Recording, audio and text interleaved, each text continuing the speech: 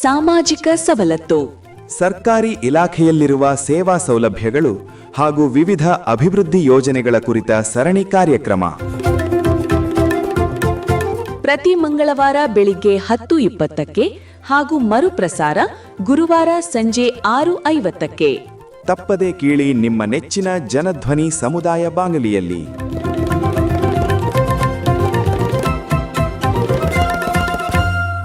ಪ್ರೀತಿಯ ಕೇಳುಗರಿಗೆಲ್ಲ ನಮಸ್ಕಾರ. ಇದು ಜನಧ್ವನಿ ರೇಡಿಯೋ 90.8 ಕಂಪನಾಂಕದಲ್ಲಿ ಸರಗೂರಿನಿಂದ ಪ್ರಸಾರವಾಗುತ್ತಿರುವ ಮೈಸೂರಿನ ಮೊಟ್ಟಮೊದಲ ಸಮುದಾಯ ರೇಡಿಯೋ. ನಾನು ನಿಮ್ಮ ರೇಡಿಯೋ ಗೆಳೆಯ ಶ್ರೀಕಾಂತ್ ಸರಗೂರು. ಎಂದಿನಂತೆ ತಮ್ಮೆಲ್ಲರಿಗೂ ಸಾಮಾಜಿಕ ಸವಲತ್ತು ಕಾರ್ಯಕ್ರಮಕ್ಕೆ ಆತ್ಮೀಯವಾದ ಸ್ವಾಗತವನ್ನು ಕೋರುತ್ತಿದ್ದೇನೆ. ಪ್ರೇಕ್ಷಕರುಗಳೇ, ಇಂದಿನ ಸಾಮಾಜಿಕ ಸವಲತ್ತು ಕಾರ್ಯಕ್ರಮದಲ್ಲಿ ಪ್ರಧಾನಮಂತ್ರಿ ಮುದ್ರಾ ಯೋಜನೆ ಕುರಿತು ಮಾಹಿತಿಯನ್ನು ನೀಡಲು ಈ ದಿನದ ಕಾರ್ಯಕ್ರಮದಲ್ಲಿ ನಮ್ಮ ಜೊತೆ ಇದ್ದಾರೆ ಕೇಂದ್ರ ಹಾಗೂ ರಾಜ್ಯ ಸರ್ಕಾರದ ಯೋಜನೆಗಳ ನೀತಿ ನಿರೂಪಣೆ ಸಲಹೆಗಾರರು ಹಾಗೂ ಸಂಶೋಧಕರಾದಂಥ ಮೈಸೂರಿನ ಡಾಕ್ಟರ್ ಜಿ ಅಚ್ಯುತರವರು. ಬನ್ನಿ ಅವರ ಕಾರ್ಯಕ್ರಮಕ್ಕೆ ಸ್ವಾಗತಿಸಿ ಈ ಪ್ರಧಾನಮಂತ್ರಿ ಮುದ್ರಾ ಯೋಜನೆ ಕುರಿತು, ಈ ಯೋಜನೆಯಿಂದ ಆಗುವಂಥ ಅನುಕೂಲಗಳ ಕುರಿತು ಮತ್ತಷ್ಟು ಮಾಹಿತಿಯನ್ನು ತಿಳಿದು ಬರೋಣ. ಸರ್, ತಮಗೆ ಕಾರ್ಯಕ್ರಮಕ್ಕೆ ಆತ್ಮೀಯದ ಸ್ವಾಗತವನ್ನು ಕೋರ್ತಾ ಇದ್ದೀನಿ ಸರ್. ನಮಸ್ಕಾರ ಸರ್. ಮೊದಲನೇದಾಗಿ ಈ ಪ್ರಧಾನಮಂತ್ರಿ ಮುದ್ರಾ ಯೋಜನೆ ಪರಿಕಲ್ಪನೆಯ ಹಿನ್ನೆಲೆ ಹಾಗೂ ಜಾರಿಯ ಕುರಿತು ಮಾಹಿತಿಯನ್ನು ಹಂಚ್ಕೊಳ್ಳಿ ಸರ್. ಇದು ಮುಖ್ಯ ಯೋಚನೆ ಇರೋದು ಏನಪ್ಪ ಅಂದರೆ, ಯಾರಿಗೆ ಇದುವರೆಗೂ ಸಾಲ ಸಿಕ್ಕಿಲ್ಲ, ಬಂಡವಾಳ ಸಿಕ್ಕಿಲ್ಲ ಅಂಥವ್ರಿಗೆ ದೊರಕಿಸ್ಕೊಡ್ಬೇಕು ಅನ್ನುವ ಒಂದು ಮುಖ್ಯ ಆಶಯ. ಇದನ್ನು ನಾವು ಕಳೆದ 9 ವರ್ಷದಿಂದ ನೋಡ್ತಾ ಇದ್ದೀವಿ. ಸೊ ಮುಖ್ಯವಾಗಿ ಕೃಷಿಯೇತರ ಚಟುವಟಿಕೆಗಳಲ್ಲಿ ಭಾಗಿಯಾಗುವಂಥ ಜನರಿಗೆ ಪ್ರೋತ್ಸಾಹ ಕೊಡುವಂಥ ಕಾರ್ಯಕ್ರಮ. ಕೃಷಿ ಚಟುವಟಿಕೆಗಳಿಗೆ ಅದರದೇ ಆದ ಕಾರ್ಯಕ್ರಮಗಳಿದೆ, ನೀತಿ ಇದೆ. ಆ ಯೋಜನೆ ಅಡಿನಲ್ಲಿ ಅವರಿಗೆಲ್ಲ ನೆರವುಗಳು ಸಿಗ್ತದೆ. ಇದು ನಾನ್ ಫಾರ್ಮಿಂಗ್ ಬರೋದ್ರಿಂದ ಮುಖ್ಯವಾಗಿ ಸಂಸ್ಕರಣೆ, ಮೌಲ್ಯವರ್ಧನೆ ಮಾಡುವಂಥದ್ದು, ಪ್ಯಾಕಿಂಗ್ ಮಾಡುವಂಥದ್ದು, ಮಾರುಕಟ್ಟೆ ಮಾಡೋದು, ಆಮೇಲೆ ಸೇವಾ ವಲಯಗಳು, ಅದನ್ನು ತೊಗೊಂಡೋಗಿ ಇನ್ನೊಂದು ಕಡೆ ಮಾರುಕಟ್ಟೆ ಮಾಡುವಂಥದ್ದು, ಇದಕ್ಕೆ ಬೇಕಾಗುವ ಎಲ್ಲ ಬಂಡವಾಳಗಳನ್ನ ಇಲ್ಲಿ ತೆಗೆದುಕೊಳ್ಳಿಕ್ಕೆ ಅವಕಾಶ ಇದೆ. ಮುಖ್ಯವಾಗಿ ಕಿರು ಉದ್ಯಮ, ಗುಡಿ ಕೈಗಾರಿಕೆಗಳು, ಆಮೇಲೆ ನಮ್ಮಲ್ಲಿ ಅನೇಕ ಸಾಂಪ್ರದಾಯಿಕ ಕಸಬುಗಳಿದೆ. ಅದಕ್ಕೆ ವಿಶ್ವಕರ್ಮ ಅಂತ ಕರಿತೀವಿ. 18 ಕಸಬುಗಳು ಇವತ್ತು ಗ್ರಾಮೀಣ ಪ್ರದೇಶಗಳಲ್ಲಿ ನಾವು ಅಥವಾ ಅರೆ ನಗರ ಪ್ರದೇಶಗಳನ್ನ ನಾವು ನೋಡ್ತೀವಿ. ಸೊ ಆ ಎಲ್ಲ ಕಸಬುಗಳಿಗೆ ಉತ್ತೇಜನ ಕೊಡಲಿಕ್ಕೆ, ಅವರನ್ನು ಆರ್ಥಿಕ ಸೇರ್ಪಡೆಯ ಮುಖ್ಯವಾಹಿನಿಗೆ ತರಲಿಕ್ಕೆ ಸಹಾಯ ಆಗಲಿ ಅಂತ ಬಂದಿರುವಂಥ ಯೋಜನೆ ಈ ಮುದ್ರಾ. ಸರ್, ಹಾಗಿದ್ರೆ ಈ ಯೋಜನೆಯ ಪ್ರಮುಖ ಗುರಿ ಉದ್ದೇಶ ಏನಾಗಿದೆ ಸರ್? ಇದರ ಮುಖ್ಯ ಗುರಿ ಇಷ್ಟೇ, ಯಾರು ಇದುವರೆಗೂ ಬ್ಯಾಂಕ್ಗಳಲ್ಲಿ ಬೇರೆ ಬೇರೆ ಯೋಜನೆಗಳ ಅಡಿಯಲ್ಲಿ ಸಾಲಗಳ ಸಿಕ್ಕಿಲ್ಲ ಅವರಿಗೆ ಸಿಗೋ ಹಂಗೆ ಮಾಡೋದು. ಮುಖ್ಯ ಆಶಯ ಏನು? ಬ್ಯಾಂಕ್ ಜೋಡಣೆ ಮತ್ತು ಬ್ಯಾಂಕ್ ಸಂಪರ್ಕ. ಜೋಡಣೆ ಆಯಿತು, ಅವ್ರ ಅಕೌಂಟ್ ತೆಗೆದು ವ್ಯವಹರಿಸೋಕ್ಕೆ ಶುರು ಮಾಡಿದ್ರೆ ಅಲ್ಲಿ ಅವರು ಈ ಪ್ರಯೋಜನವನ್ನು ಪಡ್ಕೊಳ್ಳಿಕ್ಕೆ ಅವರಿಗೆ ಅವಕಾಶ ಇದೆ. ಸರ್, ಹಾಗಿದ್ರೆ ಈ ಯೋಜನೆಗೆ ಒಳಪಡುವಂಥ ಪ್ರಮುಖ ಉದ್ಯಮಗಳಾಗಿರ್ಬೋದು ಅಥವಾ ಕಿರು ಉದ್ಯಮ, ಕೈಗಾರಿಕಾ ಉದ್ಯಮಗಳು ಯಾವ್ಯಾವ ಸರ್? ಏನಾರ ಅಗತ್ಯ ಮಾನದಂಡಗಳಿದೆಯಾ ಸರ್? ಅದಕ್ಕಾಗಿ ಒಂದು ನೀತಿಯನ್ನು ಅವ್ರು ಮಾಡಿದ್ದಾರೆ. ಅದರಲ್ಲಿ ಮುಖ್ಯವಾಗಿ ಅವ್ರು ಏನನ್ನು ಕ್ಲಾಸಿಫಿಕೇಶನ್ ಮಾಡ್ಕೊಂಡಿದ್ದಾರೆ ಅಂದರೆ, ಒಂದನೇದು ಸಾಗಾಣಿಕಾ ವಲಯಗಳು, ಚೈನ್, ಗ್ರಾಮದಿಂದ ಒಂದುವರೆಗೂ, ಮುಖ್ಯ ಗ್ರಾಮದಿಂದ ತಾಲೂಕು, ತಾಲೂಕಿಂದ ಜಿಲ್ಲೆ, ಜಿಲ್ಲೆಯಿಂದ ಬೇರೆ ಬೇರೆ ಕಡೆಗೆ ಅದನ್ನು ಸಾಗಾಣಿಕೆ ಮಾಡಿಕೊಳ್ಳುವಂಥ ಒಂದು ನೆಟ್ವರ್ಕ್ನ ಡೆವಲಪ್ ಮಾಡುವಂಥದ್ದು. ಈ ಚಟುವಟಿಕೆಗಳಿಗೆ ಬೇಕಾದಂತಹ ಯಾವುದೇ ವೆಹಿಕಲ್ಗಳನ್ನ ಅವ್ರು ತಗೊಳಕ್ಕೆ ಅವಕಾಶ ಇದೆ.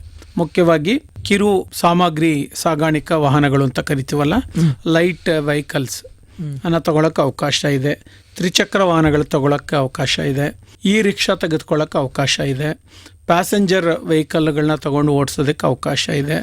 ಟ್ಯಾಕ್ಸಿಗಳು ತೆಗೆದುಕೊಂಡು ಓಡಿಸ್ತೀನಂದ್ರೂ ಅವಕಾಶ ಇದೆ. ಸೊ ಇದು ಮೊದಲನೇ ಕ್ಯಾಟಗರಿ. ಎರಡನೇ ಕ್ಯಾಟಗರಿ ಯಾರಪ್ಪ ಅಂದರೆ, ಸಮುದಾಯ ಸಾಮಾಜಿಕವಾಗಿ ಮತ್ತು ವೈಯಕ್ತಿಕ ಸೇವೆಗಳನ್ನ ಕೊಡುವಂಥ ಯಾವುದೇ ಕಾರ್ಯಕ್ರಮಗಳು ಮಾಡಲಿಕ್ಕೂ ಇಲ್ಲಿ ಅವಕಾಶ ಇದೆ. ಮುಖ್ಯವಾಗಿ ಹೇರ್ ಕಟಿಂಗ್ ಇರ್ಬೋದು, ಬ್ಯೂಟಿ ಪಾರ್ಲರ್ ಇರ್ಬೋದು, ಆಯಿತಾ, ಜಿಮ್ ಮಾಡೋದು ಇರ್ಬೋದು, ಬಾಟಿಕ್ ಮಾಡೋದು ಇರ್ಬೋದು, ಟೈಲರಿಂಗ್ ಶಾಪು. ಈಗ ಕಸ್ಟಮೈಸ್ಡ್ ಟೈಲರಿಂಗ್ ಬಂದಿದೆ ಈಗ. ಸೊ ಅವ್ರಿಗೆ ಯಾವ ಥರ ಬೇಕೋ ಆ ಥರ ಹೊಲ್ಕೊಡುವಂಥ ಅಂಗಡಿಗಳನ್ನ ಮಾಡೋವಂಥದ್ದು ಇರ್ಬೋದು. Dry cleaning, cycle shop, motor cycle repair shop, DTP centre, photo copying centre, medicine stores, ಆಯಿತಾ, ಕೊರಿಯರ್ ಏಜೆಂಟು, ಇಂಥದ್ದು ಯಾವುದೇ ಕಾರ್ಯಕ್ರಮಗಳನ್ನ ಈ ಅಂಡರ್ನಲ್ಲಿ ತಗೊಳಕ್ಕೆ ಅವಕಾಶ ಇದೆ. ಮೂರನೇದು ಆಹಾರ ಉತ್ಪಾದನೆ ವಲಯಗಳು. ಇದರಲ್ಲಿ ಮುಖ್ಯವಾಗಿ ಅವ್ರು ಏನು ಯೋಚನೆ ಮಾಡ್ತಾರೆ ಅಂದರೆ, ನೀವು ದಿನಬಳಕೆ ವಸ್ತುಗಳು, ಪಪ್ಪಡ್ ಮಾಡೋದಿರ್ಬೋದು, ಉಪ್ಪಿನಕಾಯಿ ಮಾಡೋವಂಥದ್ದು ಇರ್ಬೋದು, ದಿನಬಳಕೆ ಜಾಮ್ ಮಾಡೋದಿರ್ಬೋದು, ಸ್ಕ್ವಾಶ್ ಮಾಡೋದಿರ್ಬೋದು. ಯಾಕಂದರೆ ಪ್ರಾದೇಶಿಕ ಕತೆಗೆ ಅನುಗುಣವಾಗಿ ಲಭ್ಯವಿರುವ ಕಚ್ಚಾ ವಸ್ತುಗಳನ್ನ ಬಳಸ್ಕೊಂಡು, ಈಗ ಕಚ್ಚಾ ವಸ್ತುಗಳನ್ನ ಯಾರೋ ತಗೊಂಡು ಎಲ್ಲಿಂದನೋ ಮೌಲ್ಯವರ್ಧನೆ ಮಾಡಿ ಇಲ್ಲಿ ಕಳಿಸ್ತಾ ಇದ್ದಾರಲ್ವ, ಅದನ್ನು ತಡಿಬೋದು. ಯಾವ ಸ್ಥಳದಲ್ಲಿ ಯಾವ ಕಚ್ಚಾ ವಸ್ತುಗಳು ಸಿಗತ್ತೆ ಅದನ್ನು ಮೌಲ್ಯವರ್ಧನೆ ಮಾಡಲಿಕ್ಕೆ ಇಲ್ಲಿ ಉತ್ತೇಜನಗಳಿದೆ. ಈ ಥರ ಸಂಗತಿಗಳನ್ನೆಲ್ಲ, ಹುಣಸೆ ಹಣ್ಣು ಸಿಗತ್ತೆ, ಆಮೇಲೆ ಅನೇಕ ಕೃಷಿ ಉತ್ಪಾದನೆಗಳನ್ನು ವಸ್ತುಗಳಿಗೆ ನಾವು ಸಂಗ್ರಹಣೆ ಮಾಡಿ ಅದಕ್ಕೆ ಮೌಲ್ಯವರ್ಧನೆ ಮಾಡಿ ಅವ್ರದ್ದೇ ಬ್ರ್ಯಾಂಡ್ ಮಾಡಿಕೊಂಡು ಸ್ಥಳೀಯವಾಗಿ ಮಾರಾಟ ಮಾಡಲಿಕ್ಕೆ, ಹೊರಗಡೆ ಅದನ್ನು ಮಾರಾಟ ಮಾಡಲಿಕ್ಕೆ ಇಲ್ಲಿ ಅವಕಾಶ ಇದೆ. ಇದು ನಾವು ಗಮನ ಮಾಡಬೇಕು. ಸ್ವೀಟ್ ಅಂಗಡಿಗಳು ಮಾಡ್ಬೋದು. ಈಗ ಎಲ್ಲ ಕಡೆನೂ ಶುಗರ್ ಬೇಸ್ ಸ್ವೀಟ್ಗಳೇ ನಾವು ನೋಡ್ತೀವಿ. ಈಗ ಬೆಲ್ಲ ಹಾಕಿ ಸಿಹಿ ಪದಾರ್ಥ ಮಾಡೋದೆಲ್ಲ ಗ್ರಾಮೀಣ ಪ್ರದೇಶದ ಒಂದು ತಂತ್ರಗಾರಿಕೆ, ಅದು ಆ ಜ್ಞಾನ ಇರೋದು ಅಲ್ಲಿ. ಅವುಗಳನ್ನ ಬೇಕಾದ್ರೆ ನಾವು ರಿವೈವ್ ಮಾಡ್ಬೋದು. ಆಯಿತಾ, ಬೇಕರಿ ಐಟಮ್ಸ್ ಮಾಡಿಸ್ಬೋದು. ಕೇಟ್ರಿಂಗ್, ಈಗ ಮನೆಗಳಲ್ಲಿ ಅಡುಗೆ ಮಾಡ್ಕೊಳಕ್ಕೆ ಆಗ್ತಾ ಇಲ್ಲ, ಫೋನ್ ಮಾಡಿದ್ರೆ 5 ಜನ 10 ಜನ 20 ಜನಕ್ಕೆ ಊಟ ತಂದುಕೊಡುವಂಥ ಕಿರು ಆಹಾರ ಸರಬರಾಜುದಾರರಿದ್ದಾರೆ. ಆಹಾರ ಗುತ್ತಿಗೆದಾರರು ಬೇರೆ, ಅವರು ದೊಡ್ಡ ದೊಡ್ಡ ಪ್ರಮಾಣದಲ್ಲಿ ಆಹಾರವನ್ನು ತಯಾರು ಮಾಡಿ ವಿತರಣೆ ಮಾಡ್ತಾರೆ. ಇವರು ಅತ್ಯಂತ ಕಿರು ಮಟ್ಟದಲ್ಲಿ. ಇಂಥ ಅಗತ್ಯಗಳು ಜನ ಪ್ರದೇಶಗಳೆಲ್ಲ ಜಾಸ್ತಿ ಆಗ್ತಾ ಇದೆ. ಸೊ ಇದನ್ನು ಮಾಡಲಿಕ್ಕೆ ಅವಕಾಶ ಇದೆ. ಆಮೇಲೆ ಇನ್ನು ಕೆಲವು ಶೀತಲೀಕರಣ ಘಟಕಗಳನ್ನ ಮಾಡಿಕೊಂಡು ವೆಹಿಕಲ್ಗಳಲ್ಲಿ ತೊಗೊಂಡು ಮಾರಾಟ ಮಾಡುವಂಥದ್ದು, ಹಣ್ಣುಗಳು, ಐಸ್ ಕ್ಯಾಂಡಿ, ಐಸ್ ಕ್ರೀಮು, ಇಂಥದ್ದೆಲ್ಲ ಮಾಡಲಿಕ್ಕೆ ಇಲ್ಲಿ ಅವಕಾಶ ಇದೆ. ಮತ್ತು ಇನ್ನು ಕೆಲವರು ಐಸ್ ಕ್ರೀಮ್ ಒಂದು ಕಡೆ ಮಾಡಿ ಮಾರಾಟ ಮಾಡ್ತೀನಿ ಅನ್ಬೋದು, ಜ್ಯೂಸುಗಳು ಮಾಡಿ ಮಾರ್ತೀವಿ ಅಂತ ಹೇಳ್ಬೋದು, ಬಿಸ್ಕೆಟ್ ಮಾಡೋದು, ಬ್ರೆಡ್ ಮಾಡೋದು, ಬನ್ ತಯಾರು ಮಾಡೋದು, ಈ ಥರದ್ದೆಲ್ಲನೂ ಈ 3ನೇ ಕ್ಯಾಟಗರಿಯಲ್ಲಿ ತರ್ಬೋದು. 4ನೇದಲ್ಲಿ ಟೆಕ್ಸ್ಟೈಲ್ ಪ್ರಾಡಕ್ಟ್ಸ್ ಅಂತೇಳಿ ಬಟ್ಟೆ ಉತ್ಪಾದನೆ. ಇದು ನಮ್ಮ ತುಂಬ ವೈವಿಧ್ಯತೆ ಇರೋದು ನಾವು ನೋಡ್ತಾ ಇದ್ದೀವಿ. ಅನೇಕ ರೈತ ಕುಟುಂಬಗಳಿಗೆ ಅಲೈಡ್ ಆಕ್ಟಿವಿಟೀಸ್ ಅಂಡರ್ನಲ್ಲಿ ಹೆಚ್ಚುವರಿ ಆದಾಯ ಬರ್ತಾ ಇದ್ದಿದೆ ನೇಯ್ಗೆಯಿಂದ. ಈಗ ಇತ್ತೀಚೆಗೆಲ್ಲ ಕ್ಷೀಣ ಆಗೋಗಿದೆ. ಒಂದೊಂದು ಪ್ರದೇಶದಲ್ಲಿ ಒಂದೊಂದು ಥರ ಇರೋದು ನಾವು ನೋಡ್ತೀವಿ. ಇವೆಲ್ಲ ಹೆಚ್ಚು ಕಡಿಮೆ 100% ಹತ್ತಿ ಆಧಾರಿತ ಕಾಟನ್ ಬೇಸ್ಡೇ ಇತ್ತು. ಸೊ ಇದನ್ನು ನಾವು ರಿವೈವ್ ಮಾಡಲಿಕ್ಕೆ ತುಂಬ ಅವಕಾಶ ಇದೆಯಾ? ಆಯಿತಾ, ಈಗ ಹತ್ತಿ ಬಟ್ಟೆ ನೂಲು ಮಾಡೋವಂಥದ್ದು, ಬಟ್ಟೆ ಮಾಡೋವಂಥದ್ದು, ಅದರಲ್ಲಿ ಬೇರೆ ಬೇರೆ ಥರ ವಸ್ತ್ರಗಳ ವಿನ್ಯಾಸ ಮಾಡೋವಂಥದ್ದು, ಜರಿ ಕಟ್ಟುವಂಥದ್ದು, ಅದಕ್ಕೆ ಜುಲ್ಕಿ ಹಾಕುವಂಥದ್ದು, ಹೆಮ್ಮಿಂಗ್ ಮಾಡೋವಂಥದ್ದು, ಎಂಬ್ರಾಯ್ಡ್ರಿ ಮಾಡೋವಂಥದ್ದು, ಇದೆಲ್ಲ ಏನಂದರೆ ಅನೇಕ ಹೆಣ್ಮಕ್ಕಳಿಗೆ ಮನೆ ಕೆಲಸದ ಜೊತೆಗೆ ಒಂದು ಉಪ ಆದಾಯ ಪಡ್ಕೊಳ್ಳಿಕ್ಕೆ, ಅದರಿಂದ ಅವರ ಬದುಕನ್ನು ಭದ್ರ ಮಾಡ್ಕೊಳ್ಳಿಕ್ಕೆ ಅನೇಕ ಅವಕಾಶಗಳು ಇದರಲ್ಲಿ ಅವ್ರಿಗೆ ಸಿಗತ್ತೆ. ಅಂಥದ್ದೇನಾದರೂ ಅವ್ರು ಮಾಡಲಿಕ್ಕಾಗತ್ತಾ? ಅಥವಾ ಕಂಪ್ಯೂಟರೈಸ್ಡ್ ಎಂಬ್ರಾಯ್ಡ್ರೀಸ್ ಏನಾದ್ರು ಮಾಡ್ತಾರಾ? ಸ್ಟಿಚ್ಚಿಂಗ್ ಮಾಡ್ತಾರಾ? ಎಲ್ರಿಗೂ ಬೇಸಿಕ್ಸ್ ಸ್ಟಿಚ್ಚಿಂಗ್ ಗೊತ್ತಿದೆ, ಇಂಡಸ್ಟ್ರಿ ಸ್ಟಿಚ್ಚಿಂಗ್ ಗೊತ್ತಿಲ್ಲ. ಅದು ತೊಗೋಬೇಕು, ಜುಲ್ಕಿ ಮಿಷಿನ್ ಅಂದರೆ ಅದಕ್ಕೆ ಸ್ವಲ್ಪ ಹಣ ಜಾಸ್ತಿ ಬಂಡವಾಳ ಜಾಸ್ತಿ ಬೇಕಾಗ್ತದೆ. ಆ ಥರದ್ದು ಏನಾದ್ರು ಮಾಡಲಿಕ್ಕಾಗತ್ತಾ? ಕಾಟನ್ ಬ್ಯಾಗ್ಸ್ಗೆ ತುಂಬ ಡಿಮಾಂಡ್ ಬರ್ತಾ ಇದೆ, ಕಾಟನ್ ಟವಲ್ಸ್ಗೆ ತುಂಬ ಡಿಮಾಂಡ್ ಬರ್ತಾ ಇದೆ, ಕಾಟನ್ ಕರ್ಚೀಫ್ಗಳಿಗೆ ತುಂಬ ಡಿಮಾಂಡ್ ಬರ್ತಾ ಇದೆ. ಈಗ ನಗರ ಪ್ರದೇಶದಲ್ಲಿ ಇವನ್ನೆಲ್ಲ ಮಾಡ್ತಾರೆ ಅನ್ನುವಾಗ ಉತ್ಪಾದನಾ ವೆಚ್ಚ ಜಾಸ್ತಿ ಆಗ್ತಾ ಇದೆ. Human cost is very high. ಆಮೇಲೆ ಆ ಘಟಕ ನಿರ್ವಹಣೆ ಮಾಡುವ ಖರ್ಚು ಜಾಸ್ತಿ ಆಗ್ತಾ ಇದೆ. ಅದರ ಬದಲಾಗಿ ಎಲ್ಲಿ ಈ ಉದ್ಯೋಗದ ಅವಶ್ಯಕತೆ ಇದೆ, ಆಮೇಲೆ ನಮ್ಮ ಉತ್ಪಾದನಾ ವೆಚ್ಚವನ್ನು ತಗ್ಗಿಸಿ ನಾವು ಕೆಲಸ ಮಾಡಲಿಕ್ಕೆ ಸಾಧ್ಯ ಆಗತ್ತೆ, ಉತ್ಪಾದನೆ ಮಾಡಲಿಕ್ಕೆ ಸಾಧ್ಯ ಆಗತ್ತೆ, ಅಲ್ಲಿ ಈ ಉತ್ಪಾದನಾ ಘಟಕಗಳನ್ನ ಸ್ಥಾಪನೆ ಮಾಡಲಿಕ್ಕೆ ಮುದ್ರಾ ಯೋಜನೆ ಅಡಿನಲ್ಲಿ ಆಸಕ್ತ ಯುವಜನರಿಗೆ ಮತ್ತು ಮಹಿಳೆಯರಿಗೆ ಸಾಲ ಸೌಲಭ್ಯ ಕೊಡಲಿಕ್ಕೆ ಎಲ್ಲ ರೀತಿಯ ಅವಕಾಶಗಳು ಈ ಯೋಜನೆಯಲ್ಲಿ ಅಡಕ ಆಗಿದೆ. ಸರ್, ಒಟ್ಟಾರೆಯಾಗಿ ಸಾಲ ಸೌಲಭ್ಯಗಳನ್ನು ನೀಡೋ ಮುಖಾಂತರ ಆ ಉದ್ಯಮಕ್ಕೆ ಒಂದು ಉತ್ತೇಜನ ನೀಡೋದಾಗಿರ್ಬೋದು, ಆ ಉದ್ಯಮದಿಂದ ಅಗತ್ಯ ಉತ್ಪಾದಕತೆಯನ್ನು ಹೆಚ್ಚಿಸುವಂಥದ್ದು ಈ ಯೋಜನೆಯ ಒಟ್ಟಾರೆ ಏನಂದ್ರೆ ಇದು ಉದ್ಯೋಗ ಸೃಷ್ಟಿ ಆಗಬೇಕು ಖಂಡಿತ. ಮತ್ತು ಆರ್ಥಿಕ ಅಂಶಗಳು ಅಲ್ಲಿ ಸರ್ಕ್ಯುಲೇಟ್ ಆಗಬೇಕು. ಎಲ್ಲರ ಮಧ್ಯದಲ್ಲೂ ಹಣಕಾಸು ಓಡಾಡಬೇಕು. ಒಬ್ಬರೇ ಇಟ್ಕೊಂಡು ಬಂಡವಾಳ ಹಾಕಿದವ್ರು ಇಟ್ಕೊಂಡು ಕೊಡ್ತಾರ, ಆ ಥರ ಅಲ್ಲ. ಇಲ್ಲಿ ಅನೇಕ ಜನ ಪಾತ್ರಧಾರಿಗಳಾಗ್ಬೋದು, ಉತ್ಪಾದನೆಯಲ್ಲಿ ಭಾಗಿಯಾಗ್ಬೋದು, ಅದು ಫಿನಿಶ್ ಗೂಡ್ಸಲ್ಲಿ ಭಾಗಿಯಾಗ್ಬೋದು, ಮಾರಾಟಕ್ಕೆ ಅವ್ರದ್ದೇ ಆದ ಒಂದು ಜಾಲ ಮಾಡ್ಕೋಬೋದು, ಔಟ್ಲೆಟ್ಸ್ ಮಾಡ್ಕೋಬೋದು, ಅವರೇ ಪಕ್ಕದಲ್ಲಿಟ್ಟು ಮಾರಾಟ ಮಾಡ್ಬೋದು. ಈಗ ಅನೇಕ ಜನರು ನಾವು ನೋಡ್ತೀವಿ, ಬೆಲ್ಲನ, ಆರ್ಗ್ಯಾನಿಕ್ ಬೆಲ್ಲನ ಅವರೇ ತಯಾರು ಮಾಡಿ ಮಾರ್ತಾ ಇದ್ದಾರೆ, 50 ರೂಪಾಯಿಗೆ ಮಾರ್ತಾ ಇದ್ದಾರೆ. ಅದೇ ಆರ್ಗ್ಯಾನಿಕ್ ಬೆಲ್ಲ ನಾವು ಹೊರಗಡೆ ಹೋಗಿ ನೋಡಿದಾಗ 110, 120 ರೂಪಾಯಿಗೆಲ್ಲ ಮಾರ್ತಾ ಇದ್ದಾರೆ. ಈಗ ಕಸ್ಟಮರ್ಗೆ 50 ರೂಪಾಯಿ 60 ರೂಪಾಯಿಗೆ ಸಿಗತ್ತೆ ಅಂದರೆ ಮೊದಲು ಬಂದು ತೊಗೊಂಡು ಹೋಗ್ತಾರೆ. ಈ ಒಂದು ಪ್ರದೇಶಕ್ಕೆ ಯಾರೇ ಭೇಟಿ ಕೊಟ್ಟರು ಅಲ್ಲ ಒಂದು ಬೆಲ್ಲ ಹೋಗ್ಬಿಟ್ಟು ಅಂದರೆ 2 kg ತೊಗೊಂಡೋಗೋಣ, ಚೀಪಾಗಿದೆ. ಮೊದಲು ಆ ಥರದೊಂದು ಭಾವನೆ ಇತ್ತಲ್ವ. ಈ ದಿಕ್ಕಲ್ಲಿ ಹೋದರೆ ಚಾಪೆ ಸಿಗತ್ತೆ, ಈ ದಿಕ್ಕಲ್ಲಿ ಹೋದರೆ ಒಳ್ಳೆ ಹುಣಸೆ ಹಣ್ಣು ಸಿಗತ್ತೆ, ಈ ದಿಕ್ಕಲ್ಲಿ ಹೋದರೆ ಒಳ್ಳೆ ಬಟ್ಟೆ ಸಿಗತ್ತೆ, ಈ ದಿಕ್ಕಲ್ಲಿ ಹೋದರೆ ಪಾತ್ರೆಗಳು ಸಿಗತ್ತೆ. ಆ ಊರಿಗೆ ಭೇಟಿ ಕೊಟ್ಟಾಗ ಪಾತ್ರೆ ತೊಗೊಂಡೇ ಬರ್ತಾಯಿದ್ರು, ಚಾಪೆ ತೊಗೊಂಡೇ ಬರ್ತಾಯಿದ್ರು, ಬಿದಿರಿನ ಪದಾರ್ಥಗಳು ತೊಗೊಂಡೇ ಮನೆಗೆ ಬರ್ತಾಯಿದ್ರು. ಆ ಥರದ ಒಂದು ಪರಿಕಲ್ಪನೆ ನಮ್ಮದು ಮೊದಲಿಂದನೂ ಇತ್ತಲ್ವ. ಅಂಥ ಸಾಂಪ್ರದಾಯಿಕ ಸಂಗತಿಗಳನ್ನ ಮತ್ತೆ ಪುನಶ್ಚೇತನ ಮಾಡಲಿಕ್ಕೆ ಮುದ್ರಾ ಯೋಜನೆಯಲ್ಲಿ ತುಂಬ ಅವಕಾಶಗಳಿದೆ. ಸರ್, ಆಗಿದೆ ಯೋಜನೆಯ ಒಂದು ಸಾಲ ಸೌಲಭ್ಯ ಪಡ್ಕೊಳ್ಳೋ ನಿಟ್ಟಿನಲ್ಲಿ ಫಲಾನುಭವಿ ಯಾವ್ಯಾವ ಮಾರ್ಗಗಳ ಮುಖಾಂತರ ಇಲ್ಲಿ ಸಾಲ ಸೌಲಭ್ಯಗಳನ್ನು ಪಡ್ಕೋಬಹುದು? 18 ವರ್ಷ ಆಗಿರಬೇಕು, ಸ್ವಲ್ಪ ಕಲ್ತಿರಬೇಕು, ಮಿನಿಮಮ್ ಒಂದು 10ನೇ ಕ್ಲಾಸ್ ಆದರೂ ಆಗಿರಬೇಕು. ಮತ್ತು ಏನಾದರೂ ಒಂದು ಈ ಥರದ ಉತ್ಪಾದನೆ ಅಥವಾ ಸೇವಾ ವಲಯದಲ್ಲಿ ಸಕ್ರಿಯವಾಗಿ ತೊಡಗಿಸಿಕೊಳ್ಳಲು ಅವನಿಗೆ ಆಸಕ್ತಿ ಇರಬೇಕು. ಇದಕ್ಕಾಗಿಯೇ ನಮ್ಮ ಗ್ರಾಮೀಣ ಜೀವನಾಧಾರಗಳ ಕೌಶಲ ಸಂವರ್ಧನಾ ಕೇಂದ್ರ ಆರ್ಸೆಟೀಸ್ ಅಂತ ಏನಿದೆ, ಪ್ರತಿ ಜಿಲ್ಲೆಯಲ್ಲಿ ಅಲ್ಲಿ ತರಬೇತಿ ಮಾರ್ಗದರ್ಶನ ಮಾಡ್ತಾರೆ, ಅಲ್ಲಿ ಪಡ್ಕೋಬೋದು. ಅಥವಾ ಅವರು ಸಾಂಪ್ರದಾಯಿಕವಾಗಿ ಏನಾದ್ರು ಮಾಡ್ತಾ ಇದ್ದಾರೆ ಅಂತ ಹೇಳಿದ್ರೆ ಅದನ್ನು ಉತ್ತೇಜನ ಮಾಡಲಿಕ್ಕೆ ಮತ್ತು ಮೇಲ್ದರ್ಜೆಗೆ ಏರಿಸ್ಕೊಳ್ಳಿಕ್ಕೆ ಅವ್ರು ಏನು ಮಾಡ್ಬೋದು, ಈ ಯೋಜನೆಯಲ್ಲಿ ಸಹಾಯವನ್ನು ಪಡ್ಕೊಂಡು ಅದನ್ನು ಬಲಪಡಿಸ್ಕೊಳ್ಳಿಕ್ಕೆ ಅವ್ರಿಗೆ ಇಲ್ಲಿ ಅವಕಾಶ ಇದೆ. ಅಗತ್ಯ ದಾಖಲಾತಿಗಳು ಏನೇನು ಬೇಕಾಗುತ್ತೆ ಸರ್?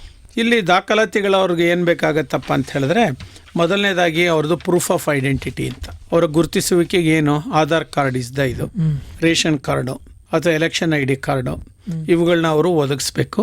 ಮತ್ತು ಅವ್ರದ್ದು ಡ್ರೈವಿಂಗ್ ಲೈಸೆನ್ಸ್ ಇದ್ರೂ ಕೊಡ್ಬೋದು. ಪ್ಯಾನ್ ಕಾರ್ಡ್ ಕಂಪಲ್ಸರಿ, ಅದನ್ನು ಮಾಡಲೇಬೇಕು. ಆಧಾರ್ ಕಾರ್ಡ್ ಬೇಕು. ಪಾಸ್ಪೋರ್ಟ್ ಫೋಟೋಸ್ ಬೇಕು. ಫೋಟೋ ಐಡೆಂಟಿಟಿಗೆ ಆಧಾರ್ ಕಾರ್ಡ್ ಇದೆ ಅಥವಾ ಇನ್ಯಾವುದೇ ದಾಖಲೆ ಇದ್ರೂ ನಡೀತದೆ. ಅದಾದಮೇಲೆ ಪ್ರೂಫ್ ಆಫ್ ರೆಸಿಡೆನ್ಸ್, ಅವ್ರು ಇದೇ ಜಾಗದಲ್ಲಿ ವಾಸ ಇದ್ದಾರೆ ಅನ್ನೋದಕ್ಕೆ ಒಂದು ಸರ್ಟಿಫಿಕೇಟ್ ಬೇಕಾಗತ್ತೆ. ಅದಕ್ಕೆ ಟೆಲಿಫೋನ್ ಬಿಲ್ ಇದ್ದರೆ, ಎಲೆಕ್ಟ್ರಿಸಿಟಿ ಬಿಲ್ ಇದ್ದರೆ, ಮೋಸ್ಟ್ ಪಾಪ್ಯುಲರ್ ಎಲೆಕ್ಟ್ರಿಸಿಟಿ ಬಿಲ್ಲು ಅಥವಾ LPG ಸಿಲಿಂಡ್ರ್ ಅವ್ರ ಹೆಸರಿನಲ್ಲಿ ಏನಾದರೂ ಡೆಲಿವರಿ ಆಗ್ತಾ ಇದೆ, ಸಂಪರ್ಕ ಇತ್ತು, ಅದು ಡೆಲಿವರಿ ಆಗ್ತಾ ಇದೆ ಅಂದರೆ ಅದನ್ನು ಅವರು 2 ತಿಂಗಳದ್ದು ಅವರು ಕೊಡಬೇಕಾಗತ್ತೆ. ವೋಟರ್ ID ಕಾರ್ಡ್ ಇದ್ರೂ ಕೊಡ್ಬೋದು. ಇದು ಮೋಸ್ಟ್ ಪಾಪ್ಯುಲರು, ಯಾಕಂದರೆ ಇನ್ನು ಪದೇ ಪದೇ ಚೇಂಜ್ ಮಾಡೋಕ್ಕಾಗಿಲ್ಲ. ಇದನ್ನೆಲ್ಲ ಅಧಿಕೃತವಾಗಿ ವಿಶ್ವಾಸಾರ್ಹ ದಾಖಲೆಗಳು, ಇದನ್ನು ಅವ್ರು ಕೊಡಬೇಕಾಗತ್ತೆ. ಅಪ್ಲಿಕೆಂಟ್ ಏನು ಮಾಡಬೇಕಾಗತ್ತೆ ಅಂದರೆ ಇತ್ತೀಚಿನ 2 ಫೋಟೋಗಳು ಕೊಡಬೇಕಾಗತ್ತೆ. ಅದು 6 ತಿಂಗಳಿಗಿಂತ ಹಳೇದಾಗಿರಬಾರ್ದು. ಅದಾದಮೇಲೆ ಅವ್ರು ಏನು ಮಾಡಬೇಕು ಅಂತಿದ್ದಾರೆ ಅದರದ್ದೊಂದು ಕೊಟೇಶನ್, ಮಿಷನರಿ ಬೇಕಾ ಅಥವಾ ಇನ್ನೇನಕ್ಕೆ ಹಣ ಬೇಕು ಅನ್ನೋದ್ರದ್ದು ಒಂದು ಬರ್ಕೊಡ್ಬೇಕಾಗತ್ತೆ. ಅದಾದಮೇಲೆ ಯಾರು ಅವ್ರಿಗೆ ಸಪ್ಲೈ ಮಾಡ್ತಾರೆ, ಮಿಷನರಿ ಎಲ್ಲಿಂದ ಬರುತ್ತೆ, ಅದರ ಅಮೌಂಟ್ ಏನಾಗುತ್ತೆ, ಈ ಥರ ಸಂಗತಿಗಳು ಮಾಹಿತಿಗಳು ಕೊಡಬೇಕಾಗತ್ತೆ. ಆಮೇಲೆ ಪ್ರೂಫ್ ಆಫ್ ಐಡೆಂಟಿಟಿಗೆ ಅವ್ರ ಅಡ್ರೆಸ್, ಬಿಸ್ನೆಸ್ಸು ಎಲ್ಲಿ ಮಾಡ್ತಾರೆ, ಅದಕ್ಕೊಂದು ಎಂಟರ್ಪ್ರೈಸ್ ಮಾಡ್ಕೊಂಡಿದ್ದಾರಾ, ಯಾಕಂದ್ರೆ ನೋಂದಣಿ ಮಾಡ್ಕೊಳ್ಳೇಬೇಕು. ಈಗ ಗ್ರಾಮ ಪಂಚಾಯತಿ ವ್ಯಾಪ್ತಿನಲ್ಲಿ ಮಾಡ್ತೀಯ ಅಂದರೆ ಆ ಲೈಸೆನ್ಸ್ ತೊಗೊಳ್ಳೇಬೇಕು. ಇಲ್ಲ DICಗೆ ಅಪ್ಲೈ ಮಾಡಿದ್ರೆ ಅವರೊಂದು ಲೈಸೆನ್ಸ್ ಅಂತ ಕೊಡ್ತಾರೆ, ಇದು ಎಂಟರ್ಪ್ರೈಸ್ ಅಂತ. ಆಗ ನೀವು ಅದಕ್ಕೆ GST ಬೇಕಾ, ಟ್ಯಾನ್ ನಂಬರ್ ಬೇಕಾ, ಟಿನ್ ನಂಬರ್ ಬೇಕಾ, ಇಂತೆಲ್ಲ ಮಾಡ್ಕೊಳ್ಳಿಕ್ಕೆ ಅವಕಾಶ ಆಗುತ್ತೆ. ಅಂದರೆ ನಿಮ್ಮ ವ್ಯವಹಾರಗಳು ಸುಗಮ ಮತ್ತು ಸುಲಲಿತ ಆಗಲಿಕ್ಕೆ ಇದು ಕಾರಣ ಆಗ್ತದೆ. ಸೊ ಇದು ನಿಮಗೆ ಗೊತ್ತಿರಲಿ. ಅಥವಾ ರಿಜಿಸ್ಟ್ರೇಷನ್ ಸರ್ಟಿಫಿಕೇಟು ಈ ಥರದ್ದೆಲ್ಲ ಬೇಕು.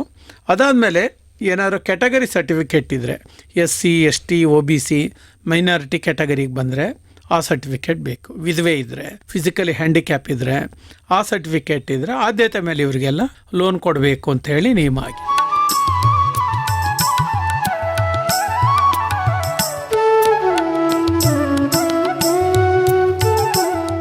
ಸರ್ ಹಾಗೇನೆ ಈಗ ಯಾವುದೇ ಒಂದು ಸಣ್ಣ ಉದ್ಯಮ ಆಗಿರ್ಬೋದು ಅಥವಾ ಸೇವಾ ವಲಯದಲ್ಲಿ ಆ ಒಂದು ಉದ್ಯಮವನ್ನ ಅಥವಾ ವಲಯವನ್ನ ಒಂದು ಅಭಿವೃದ್ಧಿ ಮಾಡೋ ನಿಟ್ಟಿನಲ್ಲಿ ಅಗತ್ಯ ಮಿಷನರಿಗಳನ್ನ ಪಡ್ಕೊಳ್ಳೋ ನಿಟ್ಟಿನಲ್ಲಿ ಆಗಿರ್ಬೋದು ಸರ್, ಆ ಸಾಲ ಸೌಲಭ್ಯ ಪಡ್ಕೊಳ್ಳೋ ನಿಟ್ಟಿನಲ್ಲಿ ಆ ಬ್ಯಾಂಕ್ಗಳಿಗೆ ಈ ಯೋಜನಾ ವರದಿ, ಪ್ಲಾನಿಂಗ್ ರಿಪೋರ್ಟ್ ಅನ್ನ ಸಲ್ಲಿಸೋದು ಬಹಳ ಮುಖ್ಯ ಆಗಿರುತ್ತೆ ಸರ್. ಹೌದು, ಅದನ್ನ ಕುರಿತು ಮಾಹಿತಿಯನ್ನು ಹಂಚ್ಕೊಳ್ಳಿ ಸರ್. ಇದರಲ್ಲಿ ಏನಾಗುತ್ತೆ ಅಂತ ಹೇಳಿದ್ರೆ, ಇದು ಬ್ಯಾಂಕಿಂದನೇ ಕೊಡೋ ಸಾಲ. ಅದು ರಾಷ್ಟ್ರೀಕೃತ ಬ್ಯಾಂಕ್ ಇರ್ಬೋದು, ಶೆಡ್ಯೂಲ್ ಬ್ಯಾಂಕ್ ಇರ್ಬೋದು, ಮತ್ತು ನಾನ್ ಬ್ಯಾಂಕಿಂಗ್ ಫೈನಾನ್ಷಿಯಲ್ ಕಾರ್ಪೊರೇಷನ್ NBFCs ಅಂತಾರೆ, ಅದ್ರ ಮುಖಾಂತರ ತೆಗೆದುಕೊಳ್ಳೋದಿರ್ಬೋದು ಅಥವಾ ಇನ್ಯಾವುದೇ ಮೂಲಗಳಿಂದನೂ ಇರ್ಬೋದು, ತೆಗೆದುಕೊಳ್ಳೋಕೆ ಅವಕಾಶ ಇದೆ. ಇದಕ್ಕೆ ಮುದ್ರಾ ಅಂದ್ರೂ ಒಂದು ನೇಮ್ ತುಂಬ ಚೆನ್ನಾಗಿದೆ, micro units development and refinance agency limited ಅಂತ. ಇದೊಂದು ಲಿಮಿಟೆಡ್ ಕಂಪ್ನಿ ಅಂಡರ್ನಲ್ಲಿ ರಿಜಿಸ್ಟರ್ ಮಾಡಿದೆ government of India. They work under RBI. ಹಾಗಾಗಿ ಚಿಕ್ಕ ಚಿಕ್ಕ ಘಟಕಗಳನ್ನ ಪ್ರಮೋಟ್ ಮಾಡೋದೇ ಅವರ ಮುಖ್ಯ ಉದ್ದೇಶ. ನಾಳೆ ಅದು ಅತ್ಯಂತ ದೊಡ್ಡ ಘಟಕವಾಗಿ ಬೆಳಿಬೋದು, ಆಗ ಅವರು ಬೇರೆ ಸ್ಕೀಮಲ್ಲಿ ಲೋನುಗಳು ತಗೋಬೇಕಾಗತ್ತೆ. ಇದು ಚಿಕ್ಕ ಘಟಕ. ಹಾಗಾಗಿ ಇಲ್ಲಿ ಏನಿರುತ್ತೆಪ್ಪ ಅಂತಂದರೆ, ಪ್ರಾರಂಭದಲ್ಲಿ ಶಿಶು ಸಾಲ ಅಂತ ಕೊಡ್ತಾರೆ ಕ್ಯಾಟಗರಿ, ಅದು ಅಪ್ ಟು 50,000 ಕೊಡ್ತಾರೆ. 50,000ದಲ್ಲಿ ನೀವು ಹಾಕ್ಬಿಟ್ಟು ಒಂದು ಬಂಡವಾಳನ ಹಾಕಿ ಏನೋ ಒಂದು ಮಾಡೋಕ್ಕೆ ನೀವು ಶುರು ಮಾಡಬೇಕು. ಯಾಕಂದರೆ ಏಕಾಏಕಿ ನಾನು ದೊಡ್ಡದಾಗಿ ಮಾಡ್ತೀನಿ, ದೊಡ್ಡ ಪ್ರಮಾಣದ ಸಾಲ ಮಾಡ್ತೀನಿ ಎನ್ನುವಾಗ ಈ ದೇಶದಲ್ಲಿ ಕೊಲಾಟ್ರಲ್ ಕೊಡು, ಭದ್ರತೆ ಕೊಡು ಅಂತೆಲ್ಲ 100 ಕಾನೂನುಗಳಿದೆ. ಅದರಿಂದ ಇದನ್ನು ಹೊರಗಿಟ್ಟಿದ್ದಾರೆ. ಈಗ ಒಬ್ಬ ವ್ಯಕ್ತಿ 50,000 ತೆಗೆದುಕೊಂಡು ಅವ್ನು ಬಂಡವಾಳ ಹಾಕಿ ಅವನು ಶುರು ಮಾಡ್ದ ಅಂತ ಇಟ್ಕೊಳ್ಳೋಣ, ಅಂತ ಚಿಕ್ಕ ಸೇವಾ ವಲಯ ಚಟುವಟಿಕೆನ ಅವನು ತೀರಿಸ್ತಾನೆ. ತೀರಿಸಾದ್ಮೇಲೆ ಅವನಿಗೆ ಕಿಶೋರ ಸಾಲ ಅಂತ ಸಿಗುತ್ತೆ. ಅದು ಆತನಿಗೆ ಅಪ್ ಟು 5 lakhsವರೆಗೂ ಇರುತ್ತೆ. 50,000ದಿಂದ 5 lakhsವರೆಗೂ ಇರುತ್ತೆ. ಒಂದು ವೇಳೆ ಈ ಶಿಶು ಸಾಲ ಇದೆಯಲ್ಲ 50,000, ಆ ಕ್ಯಾಟಗರಿನಲ್ಲಿ ಬ್ಯಾಂಕ್ನವ್ರು ನೋಡ್ಬಿಟ್ಟು ಇಲ್ಲ ನೀನು ಚೆನ್ನಾಗಿ ಮಾಡ್ತಾ ಇದೀಯಾ, ಕ್ರೆಡಿಬಲ್ ಆಗಿ ಮಾಡ್ತಾ ಇದೆಯಾ, ಟರ್ನ್ ಓವರ್ ಚೆನ್ನಾಗಿದೆ, ಸ್ಕೋಪ್ ಚೆನ್ನಾಗಿದೆ ಅಂದರೆ ಎತ್ಕೊಳ್ತಾನೆ ಬೇಕಾದ್ರೆ ಕಿಶೋರ್ ಸಾಲ ಕೊಡ್ಬೋದು. ಅಪ್ ಟು 5 ಲಕ್ಷ ಸಾಲ ಕೊಡ್ಬೋದು. 50,000 ಮೊದಲು ತೊಗೊಂಡು ಶಿಶು ಸಾಲ ಆಮೇಲೆ ಕಿಶೋರಿಗೆ ಬರಬೇಕಂತೇನಿಲ್ಲ. ಅದು ನಿಮ್ಮ ಮತ್ತು ಅಭ್ಯರ್ಥಿಯ ಮತ್ತು ಬ್ಯಾಂಕಿನ ನಡುವೆ ಒಂದು ಉತ್ತಮ ಬಾಂಧವ್ಯ ಮತ್ತು ನಂಬಿಕೆ ಮೇಲೆ ಅದು ನಿರ್ಧಾರ ಆಗುತ್ತೆ. ಅದಾದಮೇಲೆ ತರುಣ್ ಕ್ಯಾಟಗರಿ ಅಂತ ಇದೆ. ಇದರಲ್ಲಿ ನಿಮ್ಗೆ ಅಪ್ ಟು 10 ಲ್ಯಾಕ್ಸ್ವರೆಗೂ ಕೊಡ್ತಾರೆ. 5 ಲಕ್ಷದಿಂದ 10 ಲಕ್ಷದವರೆಗೂ ಕೊಡ್ತಾರೆ. ಇವೆಲ್ಲ ಬೇಸಿಕಾಗಿ ಕೊಡೋದು ಮಿಷನರೀಸು, ಆಯಿತಾ. 10% ಅದರಲ್ಲಿ ನಿಮಗೆ ಬಂಡವಾಳ ಬೇಕಲ್ಲ ಅದು ರನ್ ಮಾಡಲಿಕ್ಕೆ, ಆ ಥರದನ್ನು ಪಡ್ಕೊಳಕ್ಕೆ ಕೊಡ್ತಾರೆ. ಕಟ್ಟಡ ಮಾಡ್ತೀನಿ, ಅದು ಮಾಡ್ತೀನಿ, ಇದು ಮಾಡ್ತೀನಿ ಅಂದರೆ ಅದಕ್ಕಿಲ್ಲ. ಇದು ಮನಸ್ಸಲ್ಲಿ ಇಟ್ಕೊಳ್ಬೇಕು. ಅದಕ್ಕೆ ಇದ್ರಲ್ಲಿ ಮಾಡ್ತಾ ಮಾಡ್ತಾ ನೆಕ್ಸ್ಟು ಉತ್ಪಾದನೆ ಜಾಸ್ತಿ ಆಗ್ತಾ ಇದೆ, ನಮ್ಮದು ವ್ಯಾಪಾರ ದೊಡ್ಡ ಪ್ರಮಾಣದಲ್ಲಿ ಆಗ್ತಾ ಇದೆ ಅನ್ನುವಾಗ ನೀವು ಬೇರೆ ಯೋಜನೆಯಲ್ಲಿ ಮತ್ತೆ ಸಾಲ ತೆಗೆದುಕೋಬೋದು. ಅದರಲ್ಲಿ ನೀವು ಉದಾಹರಣೆಗೆ PMEGY ಅಂತ ಸ್ಕೀಮ್ ಇದೆ, ಅದರಲ್ಲಿ ನೀವು ತೆಗೆದು ಅಪ್ ಟು 1 ಕೋಟಿವರೆಗೂ ಸಾಲ ಕೊಡ್ತಾರೆ. ಅದರಲ್ಲಿ ಸಬ್ಸಿಡಿಗಳಿದೆ. ಅದರಲ್ಲೂ 1ನೇ ಸಾಲ, 2ನೇ ಸಾಲ, 3ನೇ ಸಾಲ ಅಂತ ಇದೆ. ಅಂಥವುಗಳಿಗೆ ಬೇರೆ ಹಾಕ್ಕೊಳ್ಬೋದು. ಸೊ ಅಲ್ಲಿ ಅವ್ರು ತೆಗೆದುಕೊಳ್ಳೋಕೆ ಅವಕಾಶ ಇದೆ. ಸೊ ಈ ಥರ ಇದರಲ್ಲಿ ಆ ಸಾಲ ಪಡೆಯುವ ವ್ಯಕ್ತಿ ಅವ್ರಿಗೊಂದು ಅನುಭವ ಇರಬೇಕು, ನಾನು ಮಾಡೇ ಮಾಡ್ತೀನಿ ಅನ್ನುವ ಒಂದು ಹಠ ಇರಬೇಕು, ಅಗಾಧ ಪ್ರಮಾಣವಾದ ಮನೋ ಇಚ್ಛೆ ಇರಬೇಕು, ಅವ್ನಿಗೆ ಮಾಡೋಕ್ಕೆ ಸಾಧ್ಯ ಆಗಬೇಕು, ಅವನು ಮಾಡಿ ತೋರಿಸ್ಬೇಕು. ಸುಮ್ಮನೆ ಸಾಲ ಇಟ್ಕೊಂಡು ಏನಕ್ಕೋ ಬಳಸ್ಕೊಳಕ್ಕಾಗಲ್ಲ. ಈಗ ಬರ್ತಾರೆ ಎಲ್ಲ ಸಾಲ ಸ್ಕೀಮ್ಗಳು ಅಷ್ಟೇ, ಯಾವ ಉದ್ದೇಶಕ್ಕೆ ಕೊಡ್ತಾರೆ ಆ ಉದ್ದೇಶಕ್ಕೆ ಬಳಸ್ಬೇಕಂತ ನಿಯಮ ಇರೋದ್ರಿಂದ ಆ ಥರದ ಭಾವನೆನ ಯಾರು ತೋರಿಸ್ತಾರೆ ಅಂಥ ಯುವಕರಿಗೆಲ್ಲ ಮುದ್ರಾದಲ್ಲಿ ಈಸಿಯಾಗಿ ಸಾಲ ಸಿಗ್ತದೆ. ಮళ్ళీ ಇದನ್ನ ಅಪ್ಗ್ರೇಡೇಷನು ಮಾಡ್ಕೋಬೋದು. ಮళ్ళీ ಇಲ್ಲಿ ಸಾಲ ಸಿಗಬೇಕಂದ್ರೆ ಯಾವುದೇ ವ್ಯಕ್ತಿ ಸುಮ್ಮನೆ ಹೋಗಿ ಸಾಲ ಕೊಡಿದ್ರೆ ಸಿಗೋದು ಕಷ್ಟ ಆಗ್ಬೋದು. ಆದರೆ ಆ ವ್ಯಕ್ತಿಯ KYC ಚೆನ್ನಾಗಿರಬೇಕು. ನೋ ಯುವರ್ ಕಸ್ಟಮರ್ದು ಏನೇನೆಲ್ಲ ಮಾಹಿತಿಗಳಿದೆ ಅದು ಸರಿ ಇರಬೇಕು. ಅವರು ನಿಯಮಿತವಾಗಿ ಬ್ಯಾಂಕ್ ಸಂಪರ್ಕ ಮಾಡ್ತಾ ಇರಬೇಕು. ಒಂದು ಹಣ ಹಾಕೋದು ತಗೊಳ್ಳೋದು ವ್ಯವಹಾರ ಸ್ಥಾ ಇರಬೇಕು. ಆಮೇಲೆ ಅವನ ಸಿಬಿಲ್ ಸ್ಕೋರಿಂಗ್ ಚೆನ್ನಾಗಿರ್ಬೇಕು. ಆತಂಗೆ ಅಥವಾ ಎಲ್ಲೋ ಹೋಗ್ಬಿಟ್ಟು ಹಣ ತೊಗೊಂಡ್ಬಿಟ್ಟು ಅವನು ಕಟ್ಟಿಲ್ಲ, ಅದು ಈಗ ಖಾಸಗಿ ವಲಯದಲ್ಲಿ ತೊಗೊಂಡಿದ್ರು ಈಗ ಸಿಬಿಲ್ ಸ್ಕೋರಿಂಗ್ ಬಂದ್ಬಿಡುತ್ತೆ. ಪ್ಯಾನ್ ನಂಬರ್ ಎಲ್ಲದಕ್ಕೂ ಒಂದೇನೆ, ಆಧಾರ್ ನಂಬರ್ ಒಂದೇನೆ, ಅದರಲ್ಲಿ ಅವರು ಅದನ್ನ ಕಂಡುಹಿಡಿದು ಬಿಡ್ತಾರೆ. ಆಗ ನಿಮ್ದು ಸಿಬಿಲ್ ಸ್ಕೋರಿಂಗ್ ಕಡಿಮೆ ಬಂದೋಯ್ತು ಅಂದರೆ ನಿಮ್ಗೆ ಹಣ ಕೊಡೋದಿಲ್ಲ. ಅದೇನಾದರೂ 60% ಅಂಕಕ್ಕಿಂತ ಕಡಿಮೆ ಹೊಟ್ಟೋದ್ರೆ ನಿಮಗೆ ಯಾವ ಬ್ಯಾಂಕಲ್ಲೂ ಲೋನ್ ಸಿಗೋದಿಲ್ಲ. ಆಮೇಲೆ ನೀವು ಖಾಸಗಿಯಲ್ಲೇ ಮಾಡ್ಕೋಬೇಕಾಗತ್ತೆ. ದಯಮಾಡಿ ಆ ಥರ ಮಾಡ್ಕೋಬೇಡಿ. ನಮ್ಮ ಸಿಬಿಲ್ ಸ್ಕೋರು ಎಬೋ 80% ಇರಲೇಬೇಕು. 80ಗಿಂತ ಜಾಸ್ತಿ ಇದ್ರೆ ಮಾತ್ರ ಲೋನ್ ಸಿಗೋದು. ಇದೊಂದೇ ಸ್ಕೀಮಲ್ಲ, ಯಾವುದೇ ಸ್ಕೀಮಲ್ಲಿ ತೆಗೆದುಕೊಳ್ಳಿ. ಹಾಗಾಗಿ ಅದನ್ನು ಚೆನ್ನಾಗಿ ಇಟ್ಕೊಳ್ಳೋದು ಮುಖ್ಯ. ಆಮೇಲೆ ಇನ್ನು ಕೆಲವರು ಏನು ಮಾಡ್ತಾರೆ, ಯಾರಿಗೋ ಶ್ಯೂರಿಟಿ ಹಾಕೋದು, ಅವ್ನು ಕಟ್ಟಲಿಲ್ಲ ಅಂದರೆ ಅದು ಇವರ ಸಿಬಿಲ್ ಸ್ಕೋರಿಂಗ್ ಬಿದ್ದೋಗುತ್ತೆ. ಆಮೇಲೆ EMIs ಹಾಕಿರ್ತಾರೆ, ಅದನ್ನು ನಿಯಮಿತವಾಗಿ ಕಟ್ಟಲಿಲ್ಲ ಅಂದ್ರೆ ಸಹಿತ ಸಿಬಿಲ್ ಸ್ಕೋರಿಂಗ್ ಬಿದ್ದೋಗುತ್ತೆ. ಇದು ಅರ್ಥ ಮಾಡ್ಕೊಳ್ಳಿ. ಸೊ 1 ತಿಂಗಳು ನೀವು ಕಟ್ಟದೇನೆ 2ನೇ ತಿಂಗಳು ಕಟ್ಟಾಗೋದ್ರೂ ಅದು ಶೇಕಿ ಇರುತ್ತೆ. 2-3 ತಿಂಗಳು ಕಟ್ಟಲೇ ಇಲ್ಲ ಅಂದರೆ ಪಾತಾಳ ಕೊಟ್ಟೋಗುತ್ತೆ. ಆಮೇಲೆ ನೀವು ಕಟ್ಟಿದ್ರೂ ಸಹಿತ ಸಿಬಿಲ್ ಸ್ಕೋರು ಮೇಲಕ್ಕೆ ಬರೋದೇ ಇಲ್ಲ. ಅಂದರೆ ಫೈನಾನ್ಷಿಯಲ್ ಶಿಸ್ತು ವೆರಿ ವೆರಿ ಇಂಪಾರ್ಟೆಂಟ್. ನೀವೇನೊಂದು ಬದ್ಧತೆ ಮತ್ತು ವಾಗ್ದಾನಕ್ಕೆ ಒಂದು ಒಡಂಬಡಿಕೆಗೆ ಸೈನ್ ಮಾಡಿದ್ದೀರಾ ಅದ್ರ ಪ್ರಕಾರ ನೀವು ನಡ್ಕೋಬೇಕು, ಹಣ ಕೊಟ್ಟ ಬ್ಯಾಂಕ್ ಅವರು ನಡ್ಕೋಬೇಕು. ಈ ಗ್ರಾಹಕ ಮತ್ತು ಪೂರೈಕೆದಾರರ ನಡುವೆ ಒಂದು ಆರ್ಥಿಕ ಶಿಸ್ತನ್ನ ತರಲಿಕ್ಕೆ ಈ ಎಲ್ಲ ಕ್ರಮಗಳನ್ನ ಮಾಡಿದ್ದಾರೆ. ಆ ಎಲ್ಲ ಕ್ರಮಗಳು ಮುದ್ರಾ ಸ್ಕೀಮ್ಗೂ ಅನ್ವಯಿಸುತ್ತೆ. ಸೊ ಈ ಯೋಜನೆಗೆ ಕನಿಷ್ಠ ಹಾಗೂ ಗರಿಷ್ಠ ಮಿತಿ ಏನಾದರೂ ಇದೆಯಾ ಸಾಲ ಸೌಲಭ್ಯ ನೀಡೋ ನಿಟ್ಟಿನಲ್ಲಿ? ನೋಡಿ, ಸ್ಟಾರ್ಟ್ ಆಗೋದು 50,000ದಿಂದ ಗರಿಷ್ಠ 10 ಲಕ್ಷ ಸದ್ಯಕ್ಕೆ. ಅದಾದ್ಮೇಲೆ ನಿಮ್ಗೆ ಜಾಸ್ತಿ ಬೇಕಾದ್ರೆ ಬೇರೆ ಸ್ಕೀಮಲ್ಲಿ ತಗೋಬಹುದು. ನಿಮ್ಮ ಶಕ್ತಿ ಸಾಮರ್ಥ್ಯ ಮತ್ತೆ ನಿಮ್ಮ ವ್ಯವಹಾರದ ಸ್ಕೋಪ್ ನೋಡ್ಕೊಂಡು ಅವ್ರು ಎಷ್ಟು ಕೋಟಿ ಬೇಕಾದ್ರೂ ಸಾಲ ಕೊಡ. ಯಾಕಂದ್ರೆ ಬ್ಯಾಂಕ್ ಇರೋದೇ ಸಾಲ ಕೊಡ್ಲಿಕ್ಕೆ. ಆದರೆ ಆ ಗ್ರಾಹಕ ನಂಬಿಕಸ್ಥ ಗ್ರಾಹಕ ಆಗಬೇಕು, ವಿಶ್ವಾಸಾರ್ಹ ಗ್ರಾಹಕ ಆಗಬೇಕು, ಬ್ಯಾಂಕಿಗೆ ನಂಬಿಕೆ ಬರಬೇಕು. ಈ ವ್ಯಕ್ತಿ ಕೊಟ್ಟವ್ರು ಕಟ್ತಾರೆ, ಬ್ಯಾಂಕ್ಗೂ ತೊಂದರೆ. ಯಾಕಂದ್ರೆ ಬ್ಯಾಂಕಲ್ಲಿರೋ ಹಣ ಎಲ್ಲ ಸಾರ್ವಜನಿಕರದು, ಅವ್ರ ಹಣ ಅಲ್ಲ ಅದು. ನಿಜ ತಾನೇ? ಚುಕ್ಕುವಾಗ್ತಿ ಆಗ್ಬಿಡ್ತಾರೆ, ಇವತ್ತೆಲ್ಲ ನಾಳೆ ನಿಮ್ಮಿಂದ ವಸೂಲು ಮಾಡ್ತಾರೆ. ಬಟ್ ಅಲ್ಲಿವರೆಗೂ ಅವರ ಸಂಬಂಧ ಏನಾಗ್ತದೆ, ಸ್ಟ್ರೈನ್ ಆಗ್ತದೆ. ನಿಜ ತಾನೇ? ಬ್ಯಾಂಕು ತೊಂದರೆಯಲ್ಲಿ ಇರ್ತದೆ. ಅದಕ್ಕೆ ಯಾರು ಮಾಡಲ್ಲ. ಒಳ್ಳೆ ಸಂಪರ್ಕ ಸೌಹಾರ್ದ ಸಂಬಂಧ ಇಟ್ಕೊಂಡಿದಾರಲ್ಲ ಅವ್ರಿಗೆಲ್ಲ ಬ್ಯಾಂಕುಗಳು ಆದ್ಯತೆ ಮೇಲೆ ಸಾಲ ಕೊಡೋದಕ್ಕೆ ಕಾಯ್ತಾ ನಿಂತಿದ್ದಾರೆ. ಆ ಅವಕಾಶವನ್ನು ನಾವೆಲ್ಲ ಬಳಸ್ಕೋಬೇಕು. ಸರ್, ಈ ಯೋಜನೆಗೆ ನೋಂದಣಿಯನ್ನು ಅಥವಾ ಅರ್ಜಿಯನ್ನು ಹಾಕಿದಂಥ ಸಂದರ್ಭದಲ್ಲಿ ಎಷ್ಟು ದಿನಗಳವರೆಗೆ ಇದು ಯೋಜನೆಯ ಫಲಾನುಭವಿ ಪಡ್ಕೋಬಹುದು? ಮುದ್ರಾ ಸ್ಕೀಮಲ್ಲಿ ನಾನು ಗಮನಿಸಿದಾಗೆ ಇದು 4 ವಾರದಿಂದ 6 ವಾರ ಆಗತ್ತೆ ಪ್ರೋಸೆಸ್ ಅಲ್ಲಿ. ಯಾಕಂದ್ರೆ ಮುದ್ರಾಗೆ ಒಂದು ವೆಬ್ಸೈಟ್ ಇದೆ, ಅದು ಬ್ಯಾಂಕ್ನವರೇ ಅದನ್ನ ಅಪ್ಡೇಟ್ ಮಾಡಬೇಕು. ಅವರು ಅದನ್ನ ಹಾಕಿದಾಗ ಅದಕ್ಕೊಂದು ಪೂಲ್ ಮಾಡಿದ್ದಾರೆ, ಅಲ್ಲೋ ಕ್ಯೂನಲ್ಲಿ ನಿಂತಿರುತ್ತೆ. ನಿಮ್ಮ ದಾಖಲೆಗಳೆಲ್ಲ ನೋಡ್ಬಿಟ್ಟು ಈ ವ್ಯಕ್ತಿಗೆ ಸಾಲ ನೀವು ಕೊಡಬಹುದು ಅಂತ ಬ್ಯಾಂಕ್ಗೆ ಒಂದು ಮೆಸೇಜ್ ಬರುತ್ತೆ. ಆಗ ನಿಮ್ಮನ್ನ ಕರೆಸ್ಕೊಂಡವರು ಡಾಕ್ಯುಮೆಂಟೇಶನ್ ಮಾಡ್ಕೊತಾರೆ. ಇದಕ್ಕೆ ಯಾವುದೇ ರೀತಿ ಕೊಲ್ಯಾಟ್ರಲ್ ಕೊಡೋ ಅವಶ್ಯಕತೆ ಇಲ್ಲ. ಇದು ಗೊತ್ತಿರಲಿ ನಿಮಗೆ, ಹೆದರ್ಕೊಳ್ಳೋ ಅವಶ್ಯಕತೆ ಇಲ್ಲ. ಸೊ ಹಾಗಾಗ್ಬಿಟ್ಟು ಭದ್ರತೆ ಇಲ್ಲದೆ ಇರೋ ಸಾಲಗಳಿದು. ಆಗ ನಿಮ್ಮ ಜವಾಬ್ದಾರಿ ಜಾಸ್ತಿ ಇರುತ್ತೆ. ಆಮೇಲೆ ಕೊಡುವಾಗ ಆ ಸಂಸ್ಥೆದು ಜವಾಬ್ದಾರಿ ಜಾಸ್ತಿ ಇರುತ್ತೆ. ಪರಿಶೀಲನೆ ಮಾಡದೆ ಮತ್ತೆ ಅವುಗಳನ್ನ ಗಮನಿಸ್ತೇನೆ ಸಾಲ ಕೊಡ್ಲಿಕ್ಕಿಲ್ಲಿ ಅವ್ರಿಗೆ ಅವಕಾಶ ಇಲ್ಲ. ಹಾಗಾಗಿ ಆ ನಂಬಿಕೆ ಹುಟ್ಟಾಕ್ಲಿಕ್ಕೆ ಮತ್ತು ವಿಶ್ವಾಸಾರ್ಹತೆನ ಪರಸ್ಪರ ವಿನಿಮಯ ಮಾಡ್ಕೊಳ್ಳಿಕ್ಕೆ ಸ್ವಲ್ಪ ಸಮಯ ಬೇಕಾಗ್ಬೋದು. ಅದಕ್ಕೆ 4ರಿಂದ 6 ವಾರ ಬರುತ್ತೆ. ಇದು ನೀವು ಅರ್ಥ ಮಾಡ್ಕೊಳ್ಳಿ. ಇದರಲ್ಲಿ ಯಾವುದೇ ಪ್ರೊಸೆಸಿಂಗ್ ಫೀಸ್ ಇಲ್ಲ, ಕೊಲಾಟ್ರಲ್ ಇಲ್ಲ. ಆಮೇಲೆ ರೀಪೇಮೆಂಟ್ ಪೀರಿಯಡ್ ಏನಿದೆಯಲ್ಲ 5 ವರ್ಷದೊಳಗೆ ತೀರಿಸಲೇಬೇಕು. 5 ವರ್ಷದೊಳಗಡೆ ತೀರಿಸ್ಬಿಡ್ಬೇಕು. ಅದರೊಳಗೆ ತೀರಿಸಿದ್ರೆ ನಿಮ್ದು ಸಿಬಿಲ್ ಸ್ಕೋರ್ ಚೆನ್ನಾಗಿರುತ್ತೆ. ಹೌದು. EMI ಏನು ಕಟ್ಟೋದಿದೆ ಅದಕ್ಕಿಂತ ಸ್ವಲ್ಪ ಜಾಸ್ತಿ ಕಟ್ಕೊಂಬಂದ್ರೂ ನಿಮ್ಮದು ಸಿಬಿಲ್ ಸ್ಕೋರಿಂಗ್ ಚೆನ್ನಾಗಿರುತ್ತೆ. ಮತ್ತು ಅಪ್ಲಿಕೇಶನ್ ಹಾಕೋರು ಯಾವುದೇ ಬ್ಯಾಂಕಲ್ಲಿ ಯಾವುದೇ ರೀತಿಯ ಡಿಫಾಲ್ಟರ್ ಆಗಿರಬಾರ್ದು, ಏನು ಬಾಕಿ ಚುಕ್ ಬಾಕಿದಾರರು ಆಗಿರಬಾರ್ದು. ಆಗಿತ್ತು ಅಂದರೆ ಈ ಸ್ಕೀಮ್ ಒಳಗಡೆ ಅವರಿಗೆ ಅವಕಾಶ ಸಿಗೋದಿಲ್ಲ. ಸರ್, ಹಾಗೆಯೇ ಈ ಯೋಜನೆ ಮುಖಾಂತರ ಸಾಲ ಸೌಲಭ್ಯ ಪಡ್ಕೊಂಡು ಮರುಪಾವತಿ ಮಾಡೋ ನಿಟ್ಟಿನಲ್ಲಿ 5 ವರ್ಷದೊಳಗೆ ಆ ಫಲಾನುಭವಿ ವಿಫಲನಾದರೆ ಅವನ ಮೇಲೆ ಯಾವ ರೀತಿ ಕ್ರಮ ಕೈಗೊಳ್ಳಲಾಗುತ್ತೆ? ಏನೇನು ಕಾಮನ್ ಪ್ರೊವಿದೆ ಅದು ಮಾಡ್ತಾರೆ. ಅದಕ್ಕೆ ನೀವು ಅಗ್ರಿಮೆಂಟಿಗೆ ಸೈನ್ ಹಾಕಿರ್ತೀರಾ, ಅದು 1 ಸೈಡೆಡ್ ಅಗ್ರಿಮೆಂಟು. ಸೊ ಹಾಗಾಗ್ಬಿಟ್ಟು ಅವ್ರೇನು ಮಾಡ್ತಾರೆ, ನಮಗೆ ಕೊಲಾಟ್ರಲ್ ಬೇಡ, ಶ್ಯೂರಿಟಿಗೆ ಯಾರನ್ನಾರು ಸೈನ್ ಹಾಕ್ಸು ಅಂತ ಹೇಳಿರ್ತಾರೆ. ಆಗ ನೀವು ಶ್ಯೂರಿಟಿಗೆ ಏನು ಕೊಟ್ಟಿರ್ತೀರಾ, RTC ಇದ್ರೆ ಕೊಟ್ಟಿರ್ತೀರಾ ಅಥವಾ ಅವ್ರು ಸೈನ್ ಹಾಕ್ಸಿರ್ತೀರಾ, ಅಥವಾ ಯಾರು ಪರ್ಮನೆಂಟ್ ಸ್ಯಾಲ್ರಿ ಬರ್ತಾ ಇರೋ ವ್ಯಕ್ತಿ ಅವನ ಹತ್ರ ಸೈನ್ ಹಾಕ್ಸಿರ್ತೀರಾ. ಅವ್ರಿಗೇನು ತೊಂದರೆ ಇಲ್ಲ. ಆದರೆ ನೀವು ಈ ಥರ ತೊಂದರೆ ಮಾಡಿಕೊಂಡಾಗ ಅವರು ತೊಂದರೆಗೆ ಒಣಗಾಗ್ತಾರೆ. ಬ್ಯಾಂಕ್ ಏನು ಮಾಡುತ್ತೆ, ಲೀಗಲ್ ಪ್ರೊಸೀಡಿಂಗ್ ಮಾಡುತ್ತೆ. ಕೋರ್ಟ್ ಹೇಳುತ್ತೆ ಹೋಗ್ಬಿಟ್ಟು ಅವ್ರ ಮನೆ ಜಪ್ತಿ ಮಾಡು, ಅವರಿಂದ ವಸೂಲು ಮಾಡು, ಯಾರು ಅವನಿಗೆ ಶ್ಯೂರಿಟಿಗೆ ಸೈನ್ ಮಾಡಿದ್ರು ಅವ್ನಿಗೆ ಕಟ್ಟಕ್ಕೆ ಹೇಳು ಅಂತ ಆದೇಶ ಆದಾಗ ಎಲ್ರಿಗೂ ತೊಂದರೆ ಆಗುತ್ತೆ.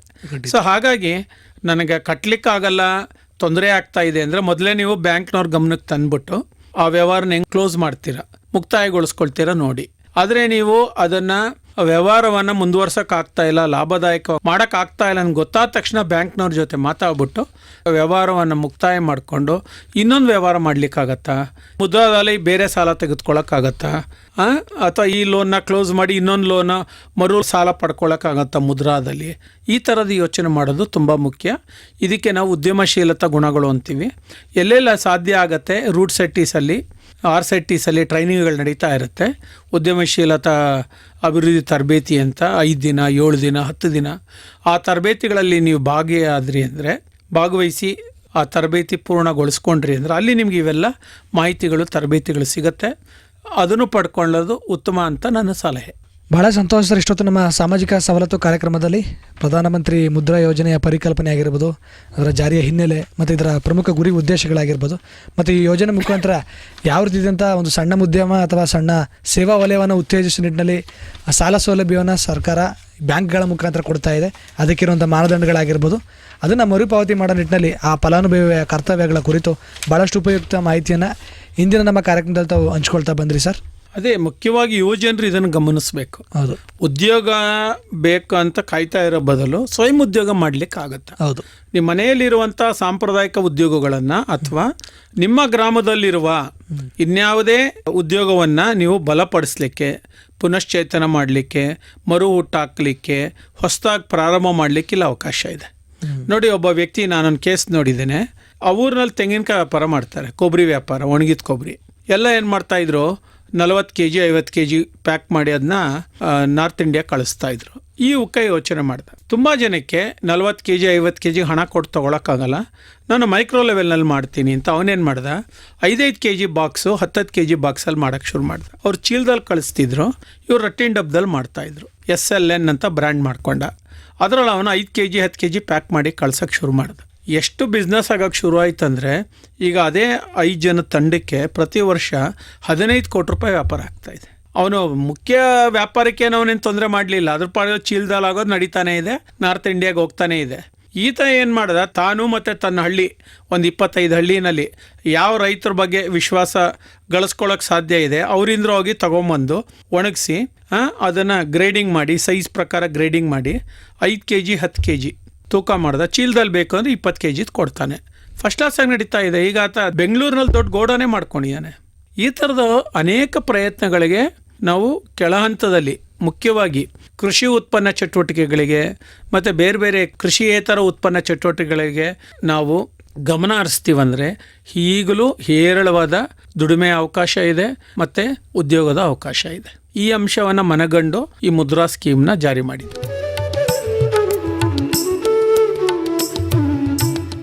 ಪ್ರಿಯ ಕೇಳಿದ್ರೆ ಇದುವರೆಗೂ ನೀವು ಕೇಳ್ತಾ ಇದ್ರಿ ನಮ್ಮ ಸಾಮಾಜಿಕ ಸವಲತ್ತು ಕಾರ್ಯಕ್ರಮದಲ್ಲಿ ಪ್ರಧಾನಮಂತ್ರಿ ಮುದ್ರಾ ಯೋಜನೆಯ ಸೇವಾ ಸೌಲಭ್ಯಗಳು ಹಾಗೂ ಈ ಯೋಜನೆ ಮುಖಾಂತರ ಭವಿಷ್ಯದಲ್ಲಾಗುವಂಥ ಅನುಕೂಲಗಳ ಕುರಿತು ಇದುವರೆಗೂ ಮಾಹಿತಿಯನ್ನು ಹಂಚಿಕೊಂಡಂಥವರು ಡಾಕ್ಟರ್ ಜಿ ಅಚ್ಯುತರವರವರು, ನೀತಿ ನಿರೂಪಣಾ ಸಲಹೆಗಾರರು ಹಾಗೂ ಜನನೀತಿ ಸಂಶೋಧಕರು, ಕೇಂದ್ರ ಹಾಗೂ ರಾಜ್ಯ ಸರ್ಕಾರಗಳ ಯೋಜನೆಗಳು.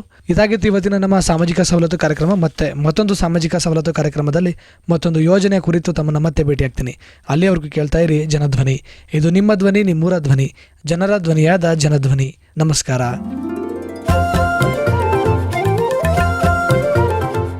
ಸಾಮಾಜಿಕ ಸವಲತ್ತು. ಸರ್ಕಾರಿ ಇಲಾಖೆಯಲ್ಲಿರುವ ಸೇವಾ ಸೌಲಭ್ಯಗಳು ಹಾಗೂ ವಿವಿಧ ಅಭಿವೃದ್ಧಿ ಯೋಜನೆಗಳ ಕುರಿತ ಸರಣಿ ಕಾರ್ಯಕ್ರಮ.